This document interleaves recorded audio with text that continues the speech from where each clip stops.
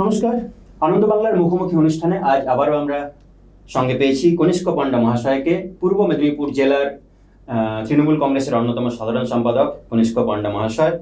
কনিষ্কবাবু, আনন্দ বাংলা স্টুডিওতে আপনাকে স্বাগত। নমস্কার আপনাকেও। আজকে আমরা যে বিষয়টা নিয়ে আলোচনা করব তা হলো, সরাসরি জানিয়ে রাখি যে শুভেন্দু অধিকারী, যাকে আপনি আপনার নেতা বলে, একমাত্র নেতা বলে আপনি এর আগে অভিহিত করেছেন, তো আমরা আরো একবার আমাদের দর্শকদের বলতেই যে কনিষ্কবাবু কিন্তু দীর্ঘদিনের তার রাজনৈতিক কেরিয়ার, কিন্তু তিনি অত্যন্ত স্পষ্ট ভাষায় আমাদের এই স্টুডিওতেই জানিয়ে গিয়েছেন আগের বারে যে তার এই বাংলার বুকে যদি একমাত্র রাজনৈতিক আইকন বলে কেউ থাকেন সেটা কিন্তু শুভেন্দু অধিকারী।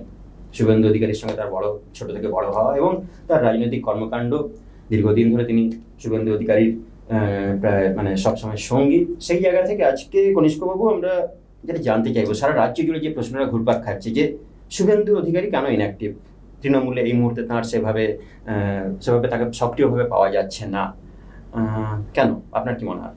না, শুভেন্দু অধিকারী সবসময় আছে, অ্যাক্টিভ আছে, অল টাইম আছে, 24 ঘন্টা আছে। আমরা যখনই কোনো বিপদে বাংলার মানুষ পড়েছে, সে লকডাউন বলুন, সে করোনা বলুন, যখন বিভৎস অবস্থা, আমফান বলুন, তখন কিন্তু সারাক্ষণ সারা দিন মানুষের পাশে থেকে ত্রাণ দেওয়া থেকে শুরু করে সমস্ত সেবামূলক কাজ ও করে গেছে এবং এখনও করছেন। সুতরাং বসে থাকার ব্যাপারটা আমার জানা নেই। আর দ্বিতীয় নম্বর কথা হচ্ছে, শুভেন্দুবাবু বরাবরই একটু অহংকার থেকে দূরে থাকেন, অর্থাৎ ও নিজের কাজেই কাজকেই ডুবে নিয়ে থাকেন। উনি বিবেকানন্দের আদর্শে, জানেন আপনারা যে উনি নরেন্দ্রপুর, আপনার বিভিন্ন হরিনাম সেবা, ঠাকুর দেবতা, এগুলো ও যেন একদম ওতপ্রোতভাবে তাদের এ নিয়ে চলে। তো সুতরাং উনি একজন ধার্মিক পুরুষ এবং মানবিক এবং অতি মানবিক।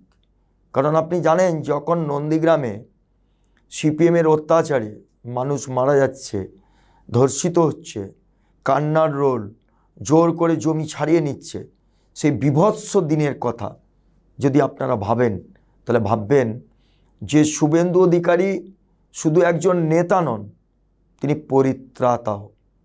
কারণ আমরা দেখেছি বারংবার, যখনই বাংলার মানুষ বিপদ পড়েছে, যখনই নন্দীগ্রাম, সিঙ্গুর, বাঁকুড়া, বীরভূম, ঝাড়গ্রাম, আপনারা বারংবার দেখেছেন সেই সব আর্তনাদ, গড়বেতা, যখন মাওবাদীদের এলাকায় মানুষ ঢুকতে পারছে না, সিপিএম মাওবাদী চতুর্ধার থেকে আক্রমণ করছে, তখন বুক চিতিয়ে তিনি লড়াই করে সে লালগড় থেকে শুরু করে পুরো এন্টার সেই যত লাল পাথরের এলাকা পরিষ্কার করে দিয়ে এসেছিল এবং ফুল ফুটিয়ে দিয়ে এসেছিল।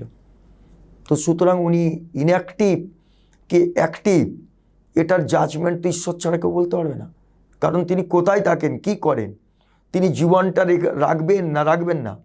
তিনি বারবার আক্রান্ত হয়েছেন, কখনো মাওবাদী দিয়ে আক্রান্ত হয়েছেন, কখনো তিনি সিপিএমের দ্বারা আক্রান্ত হয়েছেন, লুকিয়ে গেছেন, লুকিয়ে লুকিয়ে যেতে হয়েছে, কারুর বাড়িতে রাত্রি যাপন করেন। তো আমরা কি করে বলবো উনি অ্যাক্টিভ, উনি কোথায় আছেন, কি করেন?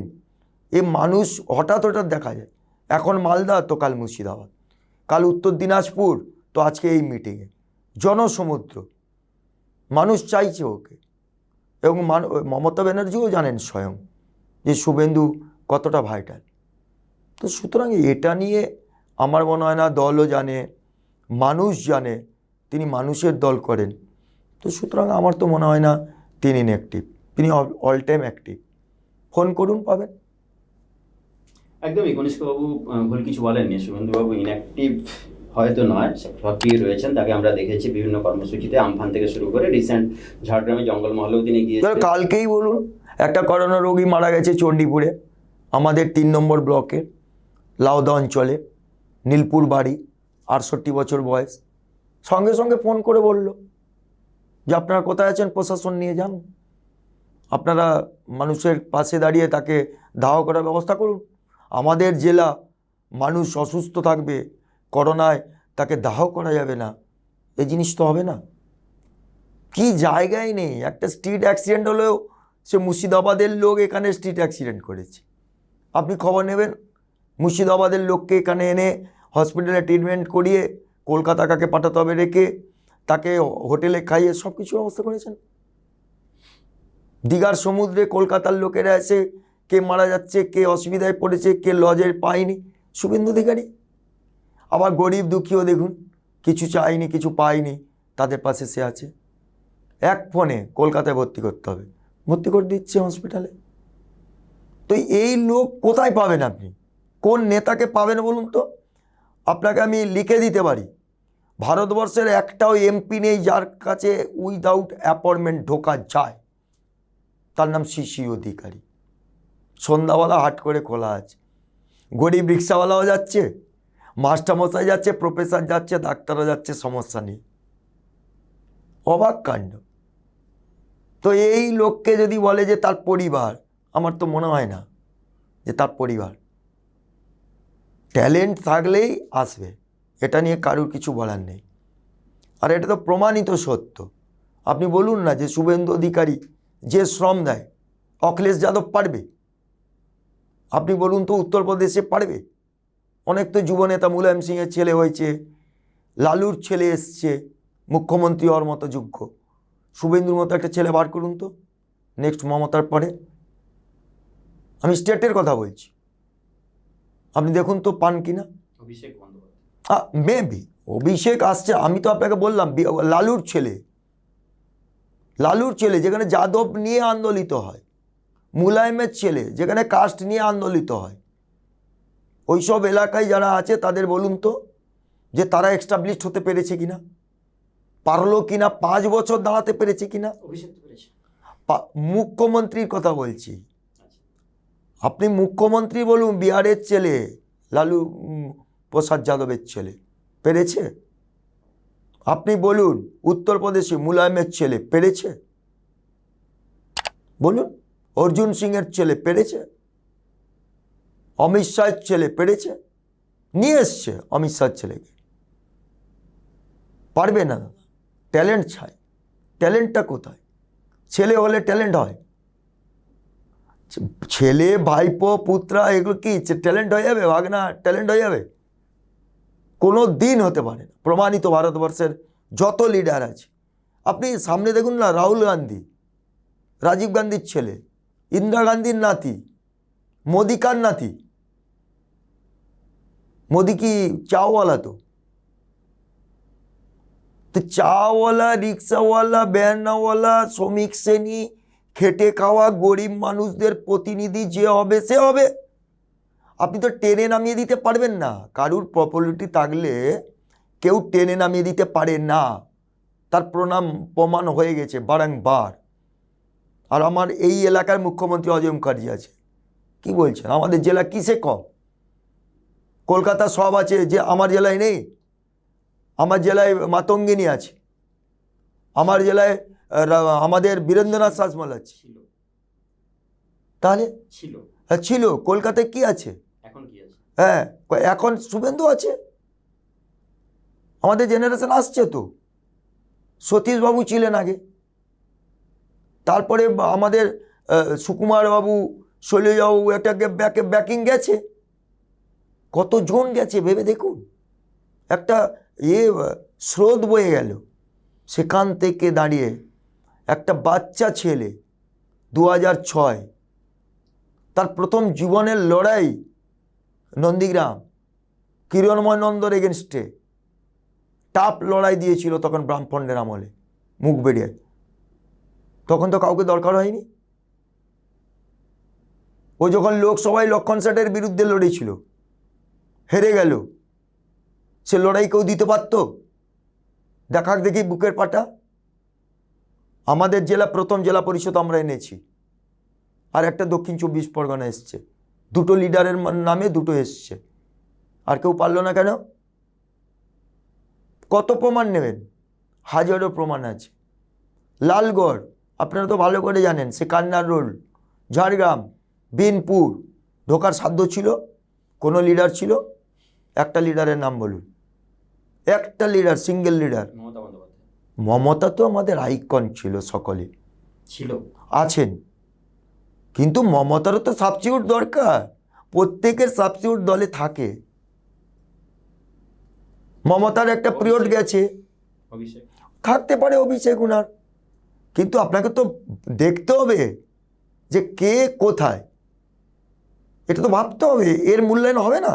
অভিষেক কলকাতা, শুভেন্দু অধিকারী পূর্ব মেদিনীপুর। দেখুন পূর্ব মেদিনীপুর জেলার রাস্তা দেখায় এখনো, দেখুন কালকের মাধ্যমিক এই গত কয়েকদিন আগে মাধ্যমিক উচ্চ মাধ্যমিক গেছে, দেখুন সেরা পূর্ব মেদিনীপুর জেলা। পারবেন না আমাদের ট্যালেন্টের কাছে। কিন্তু ক্রমশ তো দেখা যাচ্ছে, মানে আমরা যদি রাজনৈতিক বিস্তারের দিক দিয়ে দেখি, তো কোথাও একটা পিছিয়ে পড়ছেন না শুভেন্দু অধিকারী? শুভেন্দু অধিকারী পিছিয়ে পড়েনি, ব্যাপারটা কি জানেন তো, যারা ওর কলার ধরে টানছে তারা ওর পেছনে থেকে গেছে, স্বাভাবিক, এটা একটা নিয়ম, সায়েন্স। আপনি দেখুন পেছন থেকে কাকে টানে, কলারটা পেছন থেকে টানে, কে টানে, যে আমার ব্যাকে আছে। আরে কলারটা সামনের দিক দিয়ে টানুন না, ক্ষমতাটা দেখি। কারা টানছে? আমি বলবো না কারা টানছে, আপনি বললেন বলে আমি বললাম। কেউ কি টানছে? না আমি জানি না কে টানতে, তার গায়ে চতুর্দ্বারে তো হাত দেওয়ার মতো ঐশ্বরিক ক্ষমতা কারণ নেই, ঐশ্বরিক ক্ষমতা নেই। কারণ এই জন্য বলবো যে নন্দীগ্রামের আন্দোলনের কাণ্ডারি, যে নন্দীগ্রাম আন্দোলনকে নতুন স্বাধীনতার সূর্য দেখাতে পারে, এত ট্যালেন্ট যার, তার পেছনে সামনে টানার মতো লোক নেই। ও বরং কাউকে টেনে তুলতে পারে, কাউকে টেনে নামাতে পারে। নন্দীগ্রামে স্বাধীনতার সূর্য কে দেখিয়েছে? মমতা বন্দ্যোপাধ্যায় দেখিয়েছে না শুভেন্দু অধিকারী দেখিয়েছে? আমি আপনাকে আবারও বলছি, এখনও বলছি, মমতা ব্যানার্জি আমাদের আইকন। মমতা ব্যানার্জি উপরে ছিলেন, তিনি তাকে হেল্প করেছেন। মমতা ব্যানার্জিকে আবার সেন্ট্রাল গভর্নমেন্ট সেই সময় ছিল, হেল্প করেছে। এসইউসিআই পার্টি আমাদের হেল্প করেছে, কিন্তু রাস্তায় কে ছিল? লড়াইটা করবে কে দাদা, আপনি বলুন। আমি আপনাকে হেল্প করলাম পেছন থেকে, কিন্তু লড়ছে তো ওই শুভেন্দু অধিকারী, ছবি তো বেরাচ্ছে শুভেন্দু অধিকারী, রাস্তায় হাঁটছে শুভেন্দু অধিকারী, মানুষের পাশে থাকছে শুভেন্দু অধিকারী। তার ওপরে কে আছে আমার জানার দরকার নেই। প্রত্যেকের ওপরেই প্রভু থাকে, প্রভু জুটিয়ে দেয়। কারণ আমরা যখন ফিল্ডে যাই, আমরা ফিল্ড কেন বলছি, কারণ এটা যুদ্ধক্ষেত্র ছিল। এখন মানুষ সে যুদ্ধ দেখেনি। এখনকার যারা রাজনীতি করছে, অর্থাৎ এই সুখের সময়, মমতা ব্যানার্জির, আমাদের মুখ্যমন্ত্রী যখন এই দলটাকে তৈরি করেন, সে তৈরি থেকে স্টিল 2016 যে লড়াই, যে স্ট্রাগল, সেই স্ট্রাগলের একটা মেন পিলার, একটা বাড়ির কেউ 4টা পিলার দেয়, 10টা পিলার দেয়, আমরা কিন্তু 4টা বলি, কারণ পিলারটা 4 কোণে 4টা থাকতেই হবে, বাধ্যতামূলক। তারপরে সাপোর্ট আপনি ছোট ছোট পিলার করতেই পারেন, কি আরও বড় পিলার করতে পারেন, কিন্তু সেই 4টা পিলার আপনাকে ভাবতে হবে। এই ভাবনা ভাবাতে হবে। পাওয়ার আজকে আমার হাতে আছে, আপনি আমাকে বার করে দিতেই পারেন, এর রাইট আপনার আছে, কিন্তু আপনাকে ভাবতে হবে যে আমি তৈরি করে নেব। দেখুন, আপনি তৈরি করতে পারবেন না, এটা একদম সত্য কথা। তৈরি করতে আপনি পারবেন না, কারণ ধান, গাছ, ইট, পাথর, বালি, গাড়ি, প্লেন, উড়ানের স্বপ্ন দেখা যায়, আপনি সব কিছু করতে পারবেন, মানুষ বানাতে পারবেন না। আপনি হয়তো বিজেপি থেকে লোককে নিয়ে এসে ঢুকিয়ে দিতে পারেন, সিপিএম থেকে কাউকে নিয়ে এসে বডিতে ঢুকিয়ে দিতে পারেন।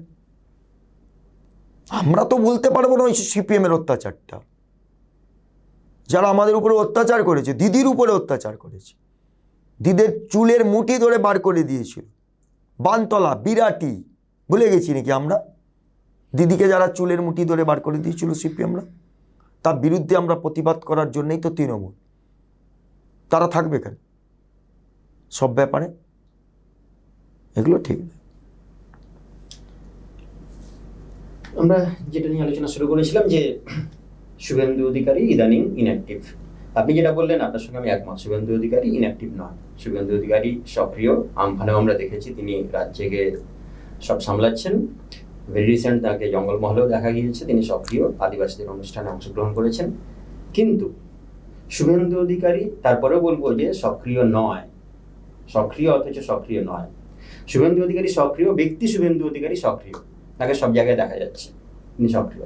কিন্তু তৃণমূলের নেতা শুভেন্দু অধিকারী, তৃণমূলের বিভিন্ন অনুষ্ঠানে তাকে দেখা যাচ্ছে না, তৃণমূলের ব্যানারে তাকে কাজ করতে দেখা যাচ্ছে না। এই জায়গা থেকে আমি বলেছি শুভেন্দু অধিকারী ইদানিং নিষ্ক্রিয়। এমনকি ঝাড়গ্রামে যে অনুষ্ঠান হয়েছে সেখানেও তৃণমূলের ব্যানারে যে অনুষ্ঠান হয়েছে সেখানে কিন্তু শুভেন্দু অধিকারী যাননি, তিনি গিয়েছিলেন একটা নিউট্রাল অনুষ্ঠানে ব্যক্তি শুভেন্দু অধিকারী হিসেবে। এইভাবে আমি এই জায়গা থেকে বলছি শুভেন্দু অধিকারী রাজনৈতিক দিক থেকে ইদানিং কিছুটা নিষ্ক্রিয়। এটার কারণটা কি, কি মনে হয় আপনার? আপনি তো খুব মানে ঘনিষ্ঠ শুভেন্দু অধিকারী। না, শুভেন্দু অধিকারী তৃণমূলের একদম রাজ্য স্তরের নেতা। অবশ্যই। উনি কোন প্রোগ্রামে যাবেন আর কোন প্রোগ্রামে যাবেন না সেটা নিশ্চিতভাবে উনি ভালো বোঝেন, এবং বোঝেন বলেই হয়তো অ্যাবসেন্ট হচ্ছে। কিন্তু আমি আপনার তৃণমূলের কর্মকাণ্ড শুধুই যে একটা সভায় যাওয়া বা কোনো মিটিংয়ে যাওয়া, এটার জন্যে যদি তৃণমূল হয় তাহলে বলবো যে উনি কিন্তু ওই যে মানুষের জন্যে দল করেন। অ্যাকচুয়ালি মা, মাটি, মানুষ বলতে যা বোঝায়, দেখুন উনি তো বিয়ে করেননি, সুতরাং উনি মা বলতে নারী সমাজকেই মা ভাবেন, আর মাটি বলতে উনি এই বাংলার মাটিকে উনি একদম মাটি ভাবেন, আর মানুষকে তিনি দল ভাবেন, উনি মানুষের দল করেন। তৃণমূল তো নিশ্চয়ই করেন, তৃণমূলের ব্যানারে এমপি, মন্ত্রী, সরকারে আছেন, তৃণমূল করবেন না তো কোন দল করবেন? তবে তিনি কিন্তু বেসিক্যালি মানুষের সঙ্গে মিশে থাকতে চাইতে যান। মিটিংয়ের চেয়েও ওনার কাছে অনেক বেশি গুরুত্বপূর্ণ। যদি আপনি বলেন যে আজকে একটা ব্লাড দরকার, আপনি ম্যানেজ করে দিন, কি একটা পেশেন্টকে ভর্তি করে দিতে হবে, কি কোনো মানুষ বিপদে পড়েছে তাকে হেল্প করতে হবে, কি একটা জ্বর হয়েছে, কি একটা বন্যা হয়েছে, আপনাকে ছুটে যেতে হবে। আপনি যত মিটিং ডাকুন, যদি সমাবেশও তাকে ফোনে জানিয়ে দেবে যে আমি থাকবো না, কারণ তিনি কমার্শিয়াল নয়, তিনি মানবিক। রাজ্যের বাদবাকি রাজনৈতিক নেতৃত্ব ব্যক্তিত্ব যারা আছেন তারা তার মানে কমার্শিয়াল। দেখুন, রাজনীতিটা সকলের সঙ্গে শুভেন্দু অধিকারীর একটু আলাদা। আপনারা দেখেছেন যে শুভেন্দু অধিকারী বিভিন্ন জায়গায় একটা ধর্মীয় ম্যাটারে উনি বেশি ইনভলভ থাকেন। উনি মনে করেন যে বিবেকানন্দের মতোই উনি থাকবেন, উনি সবসময় মানুষের মধ্যে ঈশ্বরকে দেখতে পান। এবং আমার মনে হয় এই রকম রাজনীতিবিদ আমাদের দেখা নেই, মানে আমরা দেখিনি, আমি দেখিনি। ওই জন্য আমিও কিছুটা ওর কাছে থেকে আর দল টল করার চেয়েও মানুষের কথা ভাবতে বেশি ভালোবাসি। রাজনৈতিক বৈরাগ্য না, রাজনীতিটা তো দেখুন, রাজনীতি আমাদের করতেই হবে, কারণ রাজনীতি এমনই একটি এখন বর্তমান পরিস্থিতি, তাতে আপনি যেভাবেই করুন না কেন তাতে একটা রাজনীতি দৃষ্টিভঙ্গি এসে যাচ্ছে। যখনই এই যে বিজেপিরা ধর্মকে নিয়ে রাজনীতি করছে, আমরা যেরকম এর টোটাল বিরোধী করছি, যে না, ধর্ম ধর্ম, দল দল। রাম জন্মভূমি হবে, সেখানে সুপ্রিম কোর্ট রায় দিয়েছে মন্দির হবে, মন্দির হওয়া একান্ত প্রয়োজন। যদি তারা মনে করে সুপ্রিম কোর্ট রায় দিয়েছে, তার জন্যে বিজেপি ফ্ল্যাগ নিয়ে অযথা সংখ্যালঘু মানুষদের উপরে ভয় দেখাবে, এই জিনিস ঠিক নয়। একদমই। আমরা আবার একটু আমাদের টপিকে ফিরে আসি। বলছি যে উনি কি তাহলে একটু রাজনীতি সম্বন্ধে এই মুহূর্তে ওনার একটু বিতৃষ্ণা তৈরি হয়েছে? না না না, রাজনীতি উনি করবেন, 100% করবেন এবং করছেন। উনি রাজনীতিবিদ, বাংলার বুকে যুব সম্প্রদায়ের হৃদস্পন্দন, তিনি রাজনীতি করবেন, যুবকের স্বার্থে করবেন, কৃষকের স্বার্থে করবেন, শ্রমিকের স্বার্থে করবেন, খেটে খাওয়া মানুষের স্বার্থে করবেন, অবশ্যই করবেন। তো ইদানিং তাহলে এত সক্রিয়, মানে রাজনীতির দিক থেকে সক্রিয় নয় কেন? মানে অ্যাকচুয়ালি একটু কি কারণটা, কিছু একটা কারণ থাকবে। না, আমাদের কাছে এরকম কোনো কারণের ব্যাখ্যা আমাদের কাছে নেই। তবে আমরা যখনই রাজনীতির স্বার্থে যে কোনো মানুষের সেবার জন্য বলেছি, উনি সঙ্গে সঙ্গে ঝাঁপিয়ে পড়েছেন। আমি কোনো জায়গায় দেখিনি যে কি উনি রাজনীতি থেকে বাইরে কোনো কথা বলছেন। এটা তো স্বীকার করবেন, লাস্ট 6 মাসের মধ্যে ওনাকে কোনো রাজনৈতিক ব্যানারে কোনো অনুষ্ঠানে দেখা যায়নি। রাজনীতি ব্যানারে দেখা যায়নি, হয়তো অন্য কাজে তিনি ব্যস্ত আছেন, সরকারি কাজে। তিনি দুটো মন্ত্রিত্ব সামলান। সেটাই তো। তো সেই তার যে ডিপার্টমেন্ট, সেই ডিপার্টমেন্টের অত্যন্ত গুরুত্বপূর্ণ মিটিং চলছে, অথচ তিনি সেখানেও অনুপস্থিত। সেখানে অনুপস্থিত, হয়তো তিনি অন্য কোনো কাজে ব্যস্ত ছিলেন। তিনি বাড়িতে ছিলেন না, বাড়িতে থেকে তিনি, আমি বলে দিচ্ছি, আমি মনে করিয়ে দিই, পরিবহন ব্যবস্থা নিয়ে চূড়ান্ত একটা টালমাটাল অবস্থা তৈরি হয়েছিল। লকডাউন যখন ওপেন হচ্ছে, যখন বাস চালানোর কথা হচ্ছে, যখন বাস মালিকরা বলছেন যে আমরা গাড়ি চালাবো না, এই টাকায় আমাদের পোষাবে না, সেই সময় বারে বারে মিটিং হয়েছে, নবান্নে মুখ্যমন্ত্রীর সঙ্গে বৈঠক করেছেন, কিন্তু পরিবহন মন্ত্রীকে সেই বৈঠকে পাওয়া যায়নি। এটাকে কি বলবেন? না, সেই সময় তিনি অসুস্থ ছিলেন। কথা হয়েছে তো মুখ্যমন্ত্রীর সঙ্গে, ওনার কথা হয়েছে, আচ্ছা, উনি অসুস্থ ছিলেন। উনি যে অসুস্থ ছিলেন সেই খবরটা তো মিডিয়াতে আসেনি। না, অসুস্থ থাকলে মিডিয়াতে খবর আসবে কেন? উনি দেখুন মিডিয়া থেকে অনেক দূরে থাকেন, আপনারা প্রায় দেখবেন যে আজ কিছুদিন, অনেক দিন ধরেই তিনি কিন্তু মিডিয়া থেকে বাইরে। এটারই বা কারণ কি? ইনি মিডিয়া, ব্যাপারটা হচ্ছে উনি একটু একান্তে কাজ করতে চান। উনি একটু মিডিয়া থেকে বললাম না যে উনি এত বেশি মানবিক যে উনার প্রচারের দরকার হয় না, আর উনি কার ছেলে, কি ব্যাপার, এগুলো উনার দরকার হয় না। উনি বরাবরই এই রকম। আর নইলে এত বড় বিপদ নিয়ে কেউ মাওবাদীর এলাকায় যায় বলুন তো? কেউ যায়? কোনো লিডার যাবে? মমতা বন্দ্যোপাধ্যায় গিয়েছেন। মমতা বন্দ্যোপাধ্যায় একজন, আর শুভেন্দু অধিকারী একজন, এই দুজন লোকই আছে। তৃণমূলে দুটোই লিডার আছে। দুটোই লিডার তো, মমতা ব্যানার্জি আর শুভেন্দু অধিকারী। আর কেউ নেই? হ্যাঁ আছে নিশ্চয়ই।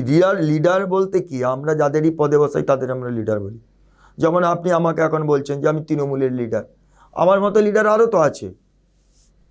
তো ব্যাপারটা হচ্ছে অনেক এমএলএ থাকে, অনেক এমপি থাকে, অনেক মন্ত্রী থাকে, কিন্তু কোনো মন্ত্রী, কোনো এমপি সারা ভারতবর্ষের মধ্যে প্রচার হয়ে যায়, এটা বিশ্বাস করেন তো? মমতা ব্যানার্জি তো একা এমপি ছিল, দল ছিল না, তখনও তো তৃণমূল বিরাট জায়গায় গিয়ে পৌঁছেছিল।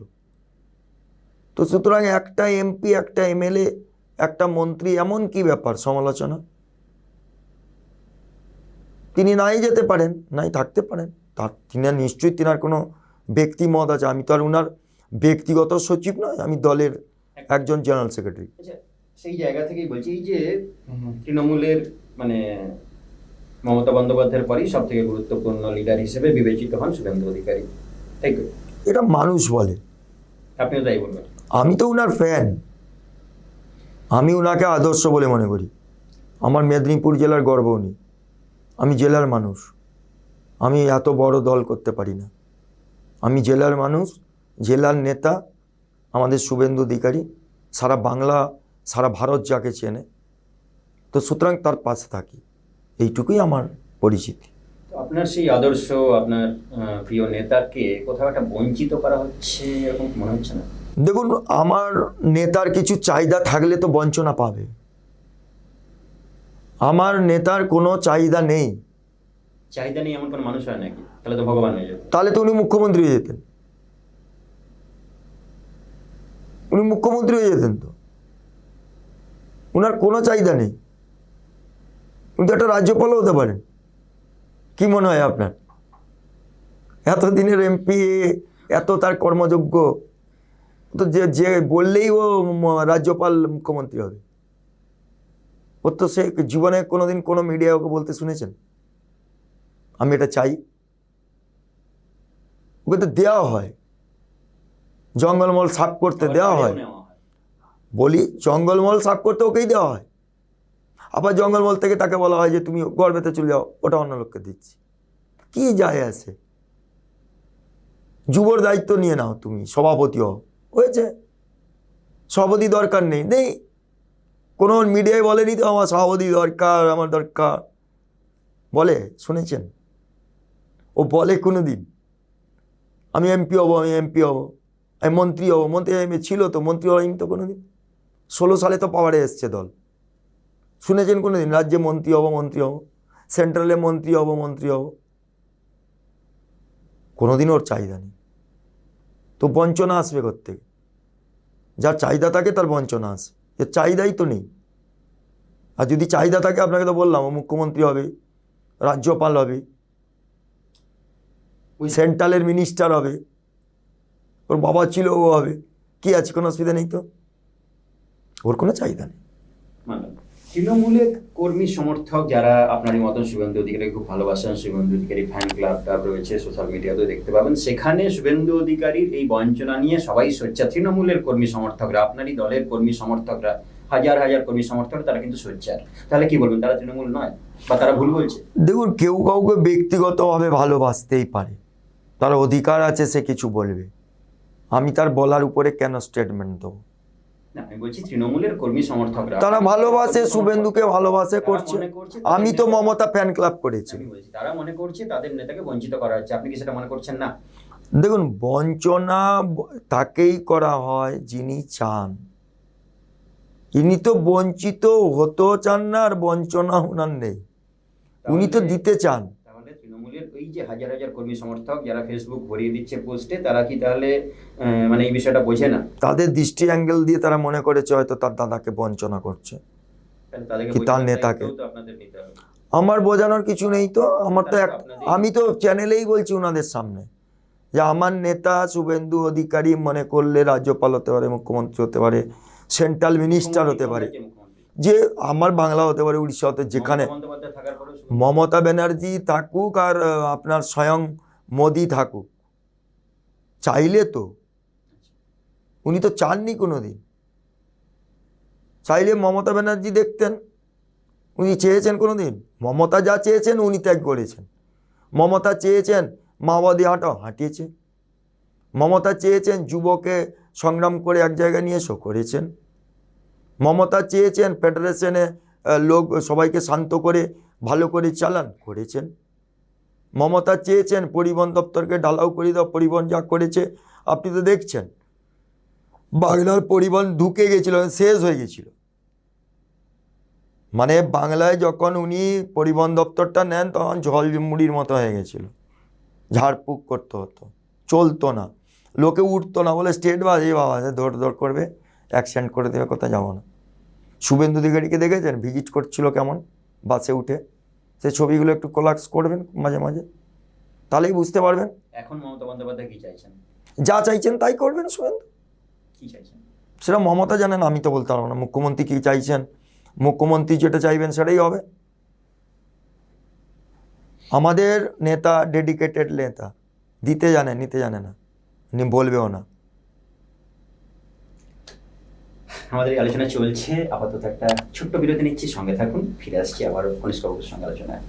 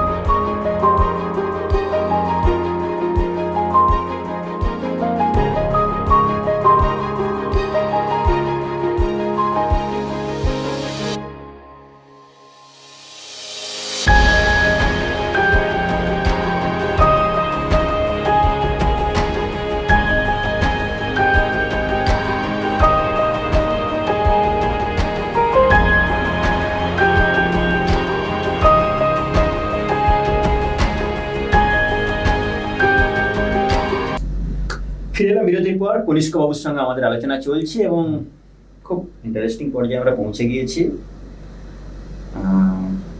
সারা বাংলার মানুষ বলছে, পূর্ব মেদিনীপুর জেলার মানুষ তো বলছেই যে অন্যায় করা হচ্ছে, অবিচার করা হচ্ছে।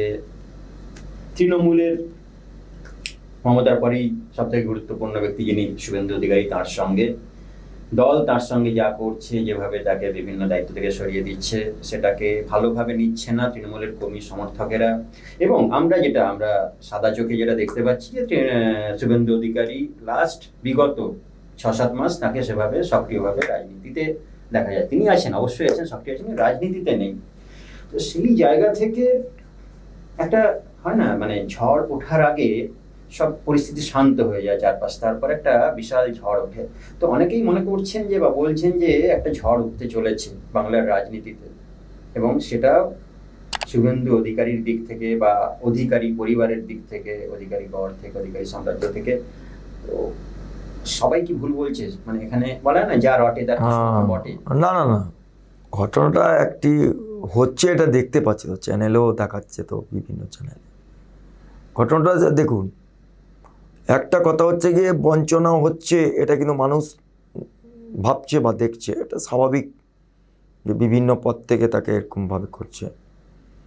তবে একটা ক্লিয়ার জিনিস একদম পরিষ্কার আপনাকে বলি, আমফান ঝড় আমরা কিন্তু কোনোদিন দেখিনি, আমরা এই প্রথম দেখলাম।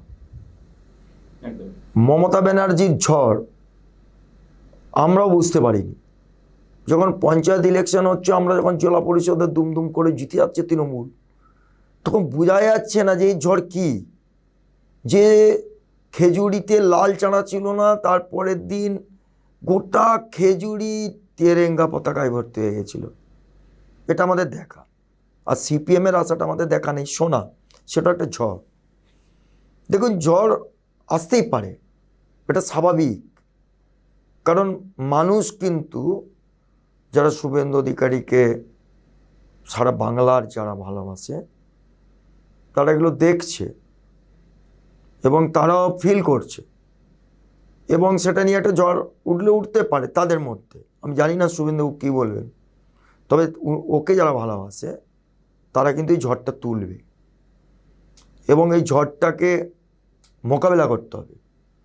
এই ঝড় কোন দ্বারে কনভার্ট হবে সেটা কিন্তু আমরা বলতে পারবো না। যেমন আমফান কি করতে পারে, আমাদের আসবে জানতাম, একটা ঝড় আসছে, কিন্তু আমফান যে এত ভয়ানক হতে পারে সে আমাদের জানা ছিল না। তাই ছোট ছোট মানুষ যারা আন্দোলিত হচ্ছে এখন ছোট ছোট জায়গায়, এটা যখন বৃহত্তর জায়গায় আন্দোলিত হবে, তখন কিন্তু একে ধরে রাখাটা মুশকিল হয়ে পড়বে, এবং সেটা দলের পক্ষে কিন্তু খুব ক্ষতিকারক হবে। দেখুন, মুড়ি আর মিশ্রিকে এক করবেন না। আপনি যদি বলেন ওকে বাদ দিয়েছে, দেখেছেন তো কত বড় বড়। দেখুন, মুড়ি আর মিশ্রি জিনিসটা কিন্তু অনেক অনেক চিনি জমে জমে জমে জমে মিশ্রি হচ্ছে, আর একটা ছোট্ট চালকে ভেজে নিচ্ছি মুড়ি করে। এটা মাইন্ড করতে হবে। এই সুদূর প্রসারী চিন্তা ভাবনা যদি দলের না থাকে, তাহলে কিন্তু এর যার এফেক্ট হবে, তার জন্য দল দায়ী থাকবে। অর্থাৎ মানে কনিষ্কবাবু যেটা বলতে চাইছেন যে যদিও সব ঠিক আছে বলে উনি দাবি করছেন, কিন্তু তারপরেও সামান্য হলেও একটা সম্ভাবনা থেকে যাচ্ছে। আচ্ছা, এই যে শুভেন্দুবাবু, যেটা আমরা বলছি যে আগে যে পরিমাণ সক্রিয় ছিলেন রাজনৈতিক পটভূমিতে, রাজনৈতিক ময়দানে, এই মুহূর্তে তার যে সেই সক্রিয়তার কিছুটা অভাব আমরা লক্ষ্য করছি। আর সেই জায়গাটাকে কাজে লাগাচ্ছে বিজেপিও। এটা আরেকটা ঝড় রাজ্য রাজনীতিতে, যেটা আমরা লোকসভায় দেখেছি এবং বিধানসভাতেও মনে করা হচ্ছে। রাজনৈতিক যারা পণ্ডিত তারাই মনে করছেন যে বিধানসভাতেও বিজেপি ঝড় খুব একটা খারাপ কিছু প্রভাব, মানে বেশ যথেষ্টই ঝড় ঝাপটা নিয়েই আসছে বিজেপি, এবং সেটাও সামলাতে হবে তৃণমূলকে। তো মানে সেটাতে এই যে শুভেন্দুবাবুর যে নিষ্ক্রিয়তা, সেটাও কি বিজেপিকে বাড়তে একটু অক্সিজেন যোগাচ্ছে না? অবশ্যই অবশ্যই। শুভেন্দুবাবু নিষ্ক্রিয়তা বলবো না, আমাদের দলে কিছু কিছু জায়গায় কিছু কিছু গোষ্ঠী অতিমাত্রার তৃণমূল দেখানোর জন্য বিজেপিকে একটু ধোয়া দিচ্ছে। এ খবর আমাদের কাছে আছে। যে সারা বাংলায় কিছু কিছু গোষ্ঠী অতি তৃণমূলের নাম করে ওই সরকারি দলের বিরুদ্ধে একটা লড়াইতে নেমেছে, যেখানে যেখানে আমাদের ধরুন বিভিন্ন জায়গায় তো বাংলায় একটা গোষ্ঠীর দ্বন্দ্ব আছে। কিছু কিছু জায়গায় গোষ্ঠী বলতে যারা পেরে ওঠে না, যারা আমাদের শুভেন্দু অধিকারীর লিডারশিপের বাইরে থাকে, যারা মেনে নিতে পারে না, তারা একটা গোষ্ঠী বানিয়েছে ছোট ছোট। ওদের কেউ নেই, অতিমাত্রার তৃণমূল। কে আবার পিকের স্ট্যাম্প লাগিয়ে নিয়ে ঘুরে, আমি পিকের লোক। আমি জানি না, এই ব্যাপারটা তো আপনাদের চ্যানেলে আমি বলেছিলাম যে আমরা যারা ছাত্র জীবন থেকে রাজনীতি করে এসেছি, ছাত্র পরিষদ, যুব কংগ্রেস, কংগ্রেস, তৃণমূল কংগ্রেস যারা আমরা করলাম পরে 98 সালের পরে, তো কংগ্রেস ভেঙে এসছে। কেশরীর আমলে মমতা ব্যানার্জি বেরিয়ে দলটা গঠন করেছে। কেশরীজি তখন অল ইন্ডিয়া কংগ্রেস ছিল। তো আমি দেখেছি যে সেই সব লোকেরা কোনো কোনো জায়গায় বিজেপিকে ধোয়া দিচ্ছে। কারণ আমাদের বাংলার যুবনেতা বহু বহু লিডার সারা বাংলায় বহু বহু জেলায় প্রতিষ্ঠিত করে দিয়ে গেছে, বহু এমএলএ, বহু এমপি প্রতিষ্ঠিত করে দিয়ে গেছে। এবারে সেই সব জায়গায় কিছু কিছু লোক ইচ্ছাকৃতভাবে একটা গ্রুপবাজি করার চেষ্টা করছে, এবং তারা এরকম করে এই কাজ কারবারগুলো করছে। এগুলো দলের নেত্রীও এই খবরটা রেখেছেন, উনিও দেখছেন ব্যাপারটা, আর যে সংস্থা পিকে এসছে তিনারাও দেখছেন। তো সেই জায়গাগুলো আমাদের মনে হয়েছে যে অনেক জায়গায় বিজেপি ঢুকে গেছে এবং বিজেপি এতে ধুয়ো পাচ্ছে। তাতে কি হচ্ছে, ওরা একটু অ্যাংব্যাং চ্যাংব্যাং করছে। অ্যাকচুয়ালি বিজেপির কিছু নেই, তো কিছু নেই। আপনি সারা বাংলা ঘুরে দেখুন, বিজেপির কিছু নেই। কিন্তু কেন বিজেপি লড়ছে? কারণ তৃণমূলের একটা সারির দল, যারা তৃণমূল থেকে না বেরাচ্ছে আর না তৃণমূলের মধ্যে থেকেই তৃণমূলের খারাপ কাজটা করছে। এবং তারা কে সিপিএম থেকে এসছে, ম্যাক্সিমামগুলো সিপিএম থেকে এসছে। তো আমরা তাহলে মার্কিং করছি, সাসপেন্ডও হচ্ছে, এবং কোনো কোনো জায়গায় তাদের আমরা ব্যারিকেডও করছি। কারণ আমরা কোনোভাবে চাই না আমাদের এই স্বপ্নের দল, যে দল আমরা শুভেন্দু অধিকারীর আদর্শে এই তৃণমূল কংগ্রেসটা আমরা গঠন করেছিলাম মমতা ব্যানার্জিকে সামনে রেখে, তারা দেখছি যে বিজেপির কিছু লোক ধোয়া পাচ্ছে একটা অ্যান্টি গ্রুপের কাছ থেকে, যেটাকে আপনারা গোষ্ঠীদ্বন্দ্ব বলে মাঝে মাঝেই বলেন, যে এই গোষ্ঠী ওই গোষ্ঠী। এই জেলার কথা বলছি, আমি বাংলার কথা বলবো না, এই জেলার দেখছি যে এই ঘটনাগুলো করছে। তো সেগুলো আমরা দেখছি এবং কড়া হাতেও দমন করছি। হ্যাঁ, বিজেপির সুযোগ হচ্ছে, আপনি যেটা বলছেন একদম বাস্তব, সুযোগ করে দিচ্ছি আমরা। আপনার কথা রেস ধরে আমি বলবো যে একটু আপনি যেটা বললেন যে সীতারাম কেসটির সময় মমতা বন্দ্যোপাধ্যায় দল ছেড়ে বেরিয়ে এসেছিলেন। মমতা বন্দ্যোপাধ্যায় দল ছেড়ে বেরিয়ে এসেছিলেন কারণ মমতা বন্দ্যোপাধ্যায়কে সেই সময় কংগ্রেস মর্যাদা দিচ্ছিল না। তিনি যে ভাবনা চিন্তা করে দলকে এগিয়ে নিতে চাইছিলেন সেভাবে তাকে কাজ করতে দেওয়া হচ্ছিল না। তৎকালীন যারা প্রদেশের দায়িত্বে ছিলেন, প্রদেশ নেতৃত্ব সেটা করতে দিচ্ছিল না এবং কেন্দ্রীয় নেতৃত্ব সেটাকে সাপোর্ট করছিল, যে কারণে মমতা বন্দ্যোপাধ্যায় বিরক্ত হয়ে বিক্ষুব্ধ হয়ে বেরিয়ে এসেছিলেন এবং তৃণমূল কংগ্রেসটা গঠন করেছিলেন, এবং সেটা আজকে একটা মহিরুহতে পরিণত আমরা দেখতেই পাচ্ছি। মমতা বন্দ্যোপাধ্যায়ের সেদিনের সিদ্ধান্ত যে সঠিক ছিল সেটা আজ প্রমাণিত। অনেকেই আজকে সেই একই ঘটনার পুনরাবৃত্তি দেখতে পাচ্ছেন, অনেকে, বিশেষ করে তৃণমূলেরই কর্মী সমর্থকেরা এবং বহু নেতারাও। তারা মনে করছেন যে আজকে ঠিক সেই একই ঘটনার পুনরাবৃত্তি ঘটছে, শুধু মমতা বন্দ্যোপাধ্যায়ের জায়গায় নামটা হচ্ছে শুভেন্দু অধিকারী। এবারে আমি কথার কথা এমনি জাস্ট ইমাজিন, আমরা যদি ধরে নিই বা মনে করি যে শুভেন্দু অধিকারীও ওইভাবে তাঁর যে আদর্শ, তাঁর যে উদ্দেশ্য মানুষের ভালো করা, মানুষের জন্য কাজ করা, সেই সব কাজগুলো তিনি দলের মধ্যে থেকে করতে পারছেন না, এবং সেই জায়গাতে যদি উনি ভবিষ্যতে, আমি কথার কথা, যদি উনি একটা মমতা বন্দ্যোপাধ্যায়ের সিদ্ধান্ত নেন, তাহলে কি শুভেন্দু অধিকারীও মমতা বন্দ্যোপাধ্যায়ের মতন সফল হতে পারবেন? আপনি তার একজন সহযোগী, সহকর্মী হিসেবে আপনার কি মনে হয় শুভেন্দু অধিকারীর মধ্যে সেই এবিলিটি আছে? না, ঘটনাটাকে আপনাকে আর একটু এইখানে আবার একটু স্মরণ করে দিই যে মমতা ব্যানার্জি বেরিয়ে এসেই মুখ্যমন্ত্রী হয়ে যায়নি। মমতা ব্যানার্জির লড়াই ছিল 98 টু 2016, কঠিন লড়াই লড়তে হয়েছে মমতাকে। 2011 কখন 2011, কখন একটা লোককে নিয়ে, কখন 5টা এমপিকে নিয়ে, এইভাবে আস্তে আস্তে এগিয়েছেন।